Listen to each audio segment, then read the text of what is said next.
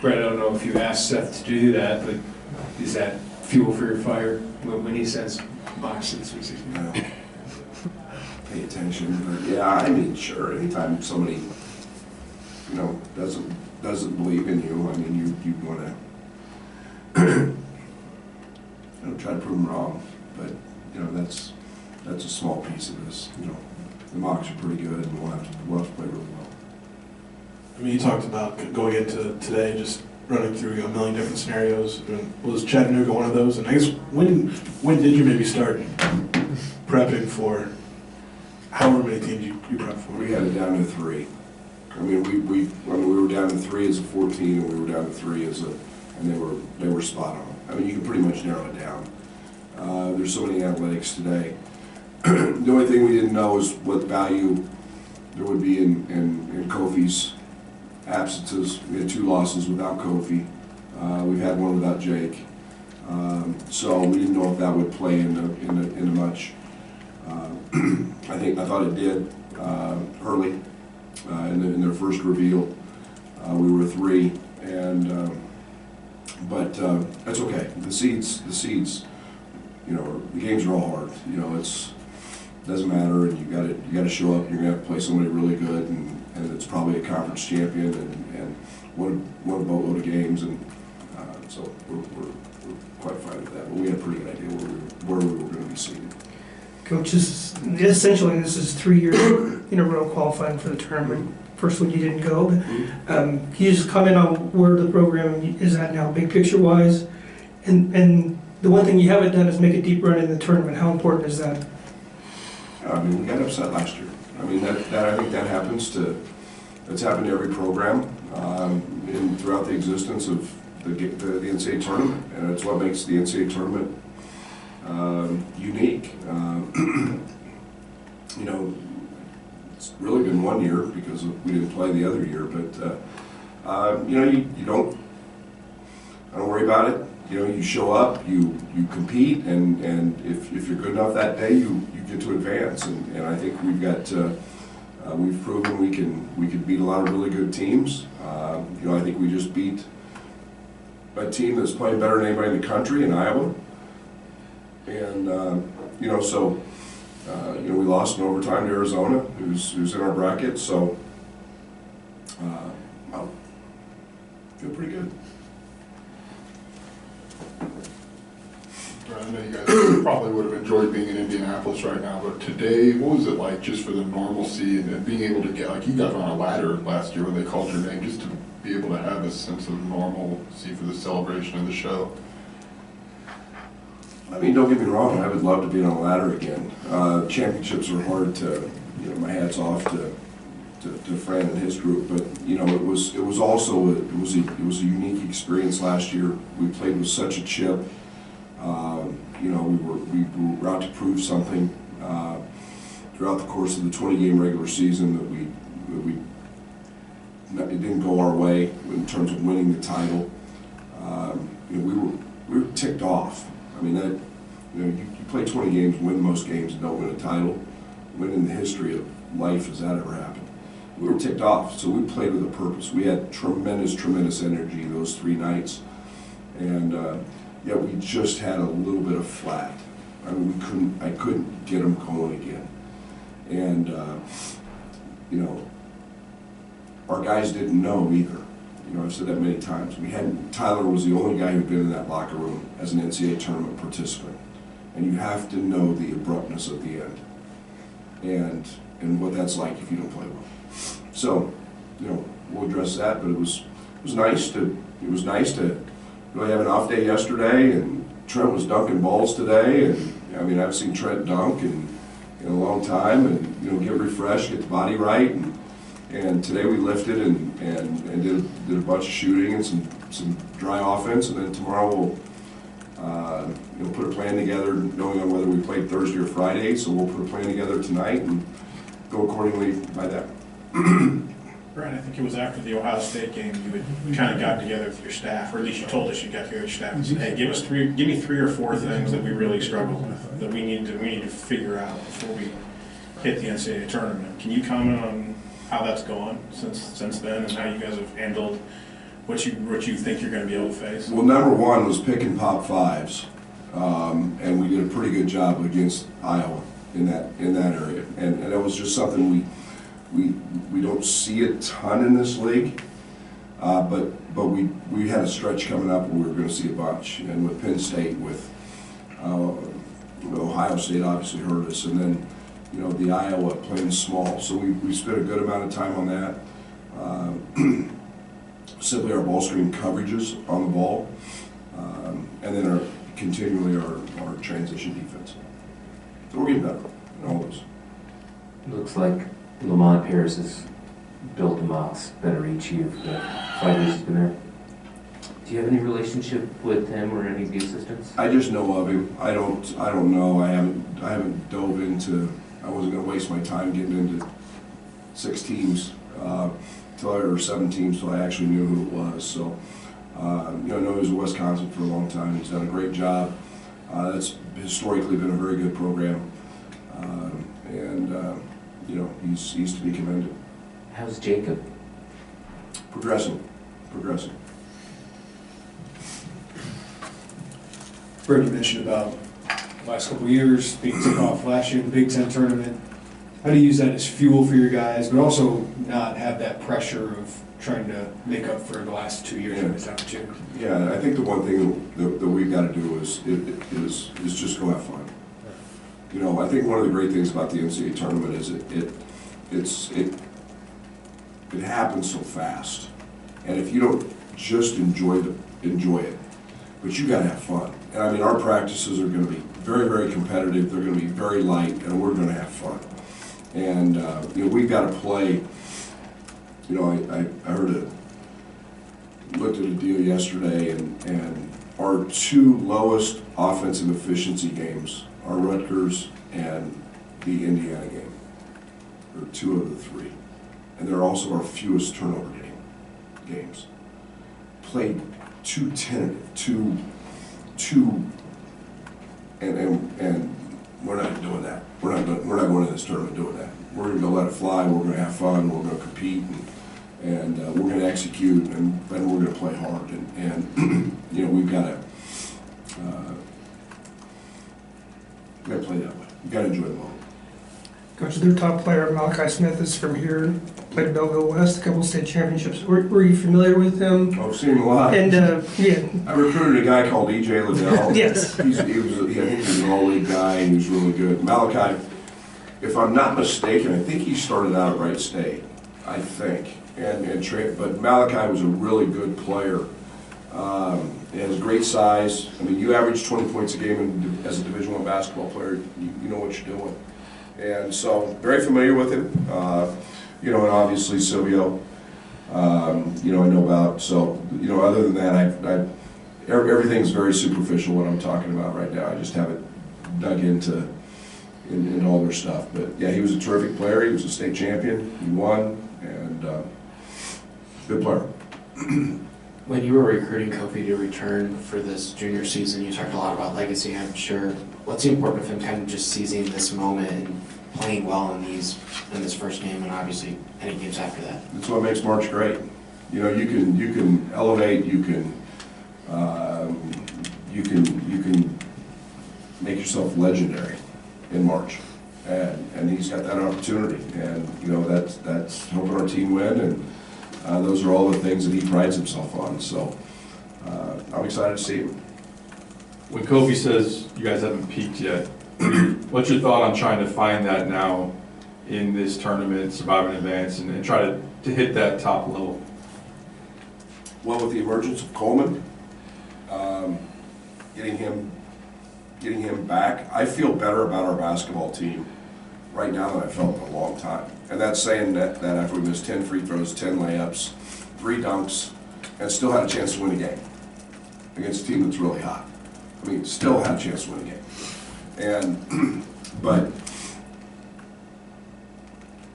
I feel great. I mean, I think we've been guarding better. I mean, Xavier Johnson's 5 of 15 in the ball screen coverage was better. I mean, it was little things and it was just Didn't help that we had pink eye going around our team and everything else, and that's why Trent and Coleman are in sunglasses, and I should be. I've got it in both my eyes. It's just weird. It was a weird day. So.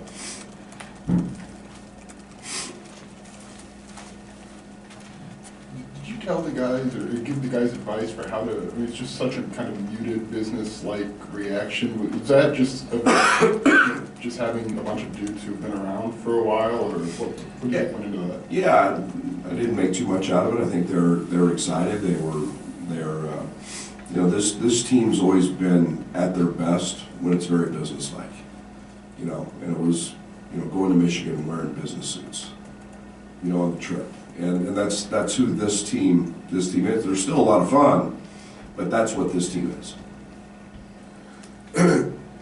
Who is it on your staff that put together those folders, and when do you start that, and how many, or do you kind of wait so it's not 15 or 20 teams? Yeah, Zach Hamer gets most of the responsibility with that. He and Tyler, Patrick Biddle, you know, just in terms of, you know, starting to analyze, you know, where it can be. There's, you know, obviously a ton of analytics formulas out there. You look at all the gurus and their brackets, but we had a pretty good idea where we were going based on the analytics, and Zach was behind most of it.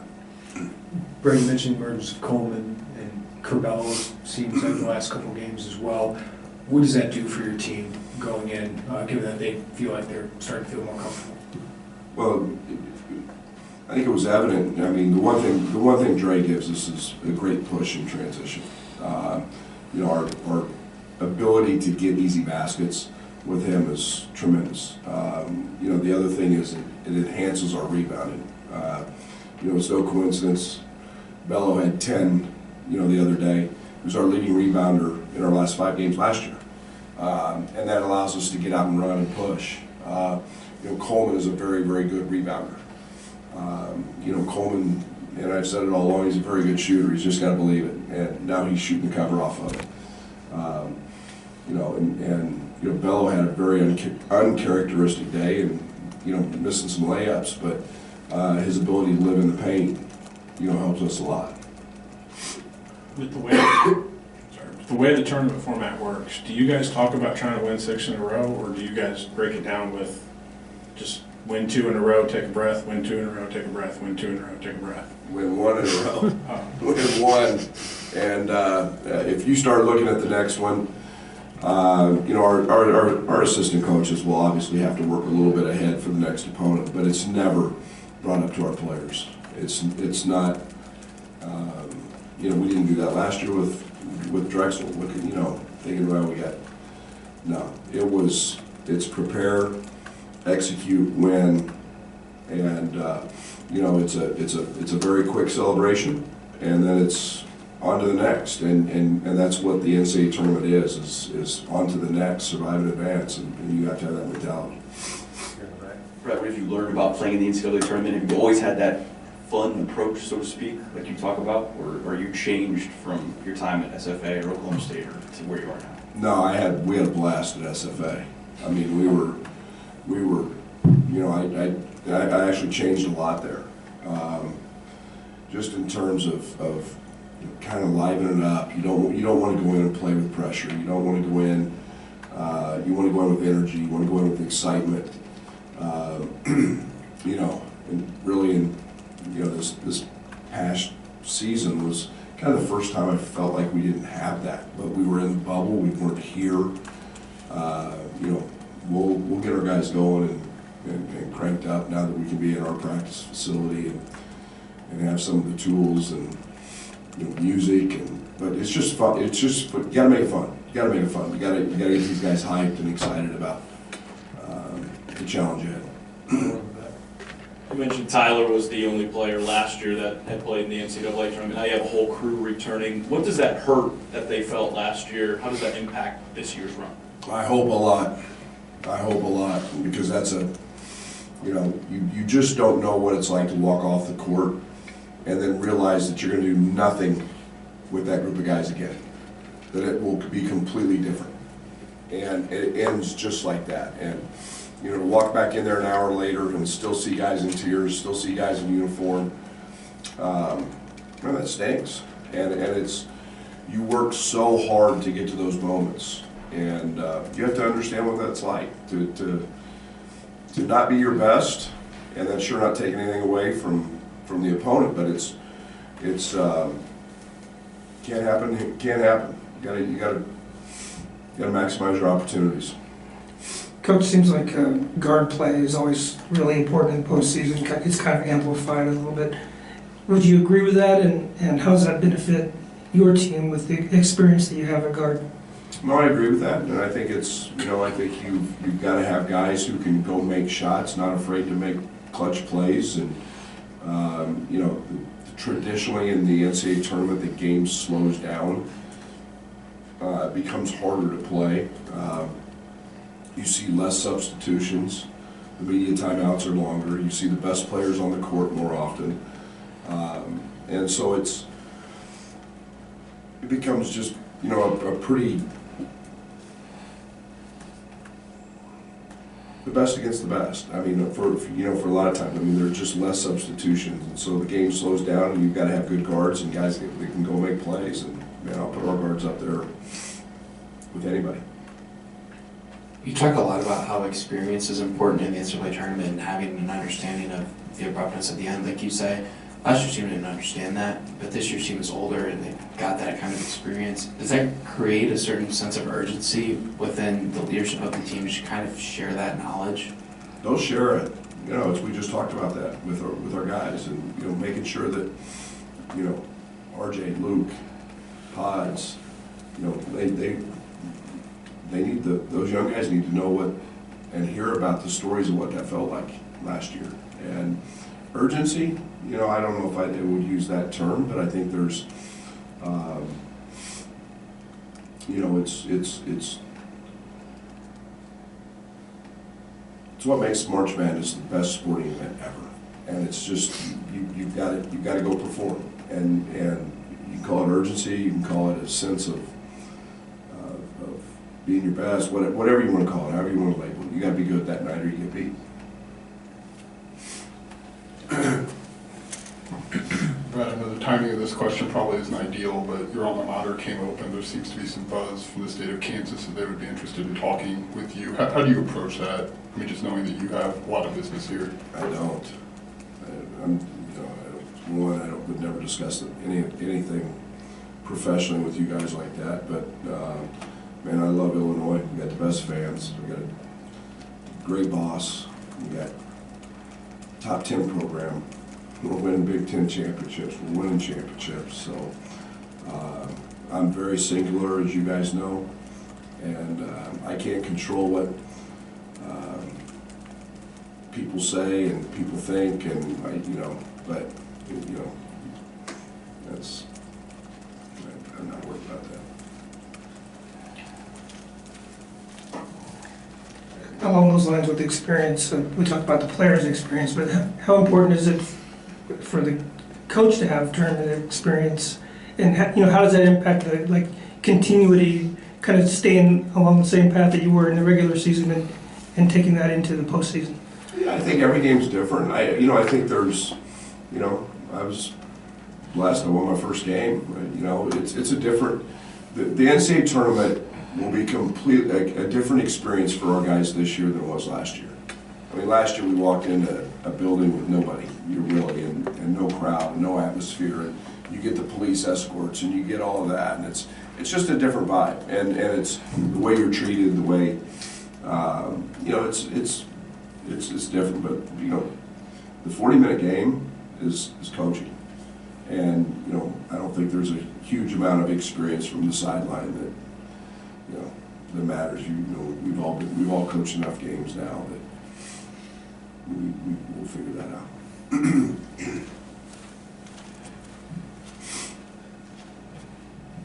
You've kind of mentioned it before, but if you had to describe what the difference of the practices leading up to, say, when you played Drexel last year, and how they're going to be constructed to what you're going to do this year, how would you describe it? Well, we were in the convention center last year, Right. and we were coming out of last year we never got to even celebrate the championship. I mean, they gave us a Chick-fil-A sandwich and sent us to testing and quarantine. And I mean, we didn't even see each other. We get a knock on the door, yeah, there's your breakfast. Knock on the door, there's your lunch. And it was fabulous because we got to play. And then we're playing at the convention center. We walk through a hallway, they tell us we're on court 26, and you practiced. And now you've got some ability to process, to be around your guys, to wind them up, to you've got a limited time because Team B's coming on, and so it's just a completely different. We're on spring break. We'll go twice tomorrow, and getting lifts in and going to the weight room and having guys together and connected. It's apples and oranges, to be honest. When we got to going from city to city, you've done it before, and what's it like on those flights and those trips versus you're stuck in a room? I mean, just like, what did they miss out on last year, just from that experience? The biggest thing we missed out on was we didn't get to come home and celebrate. We didn't get to do that. And you guys got to understand, I mean, that was the beauty of Sunday. Winning the Big Ten regular season, we got to have that moment and celebrate. And you have to. If you can't do that in this business, then man, this business will eat you up, and it just becomes a relief then to win. And it's not going to be that. I don't ever want to do that. I don't want it to be a relief to win. I want it to be fun and energetic. We never got to do that last year. And then come home and get on the plane, and Joey Biggs is over busting his tail right now trying to figure out, okay, how are we getting to Pittsburgh, and you work with the NCAA and all their people, and they send you the charter and this and that. And, it's just different. It's apples and oranges. It's really, I use that term a couple times, it's just different. Didn't you tell a story about you kind of learning that lesson at Western? Like you were going to go back and do a bunch of studying, and they told you to enjoy it. I mean, is that an important thing to pass down? But you got a younger coaching staff here. It's huge. I mean, I coached 10 years at Western and we never got to the tournament. At SFA, they'd been one other time before I got there. And it's hard. Man, everybody just takes winning for granted, and, there's very few programs that have the ability to do that multiple years in a row. And, so you better enjoy it, because tomorrow's sure not given, and being good, being a 1 seed and a 4 seed, and, we'd have been a 4 or 5 probably the year before, and come on, man, we were playing, we've been pretty doggone good, and you got to enjoy those moments. Anything else?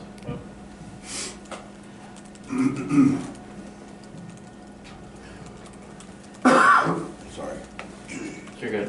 When you kind of think about what this moment means to a lot of these players who maybe haven't had it as a big group with the cameras and everything here to make it a big celebration, what does it mean to have it today with everyone here as a big group? Does it mean a little bit more than maybe it did last year, or obviously 2 years ago you didn't have it? I think it's an important piece of the NCAA tournament, is the selection show, and you're together and you're doing that. And, somebody made the comment, or Kim, maybe last year when the selection show was going on, I was cutting down a net.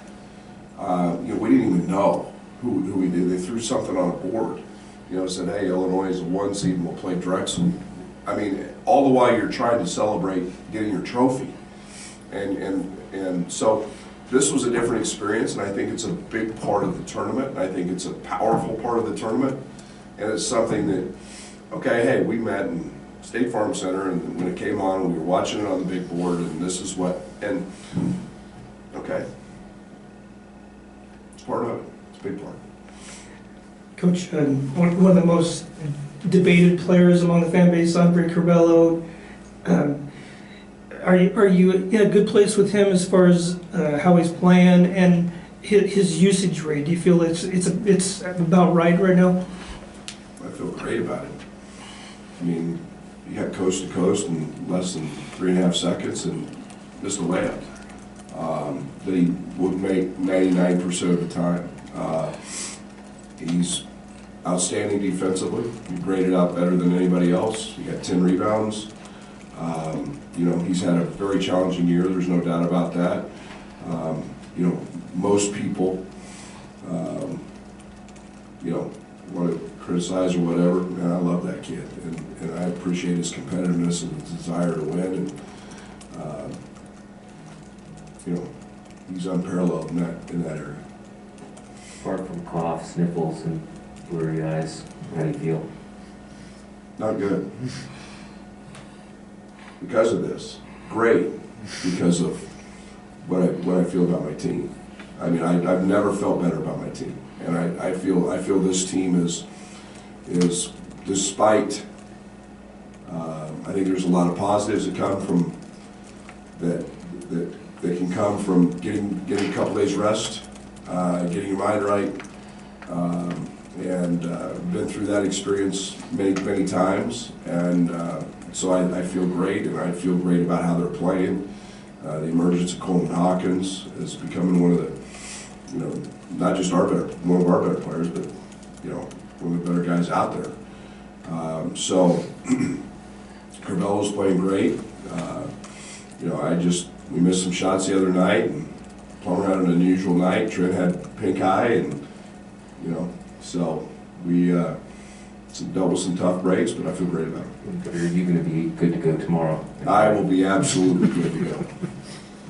After having gone through the 20-game gauntlet of this league, to not see one team on the 1 or the 2 line, is it pretty much accurate to kind of say you guys cannibalized each other in terms of? We do that every year. Yeah. And did we get 9 in? Yeah. So I saw some stuff on the bubble, and to think that Rutgers was on the bubble. I mean, I know they had a tough preseason. My gosh, are they good? But I think there's value in the fact we got 9 teams in. You know, I think it's you know, you just refresh back to the preseason and how everybody was convinced that, you know, Purdue was unbeatable, and how good they are, and they are really good. And you know, you just, it's brutal. It's brutal. It's not like anything I've ever seen in basketball. Going through this league, there are no cupcakes, and the coaching and the venues and the fans are unbelievable. So, you know, we would all like to be higher, but we got 9 in, and I think it speaks volumes to the coaches in this league, and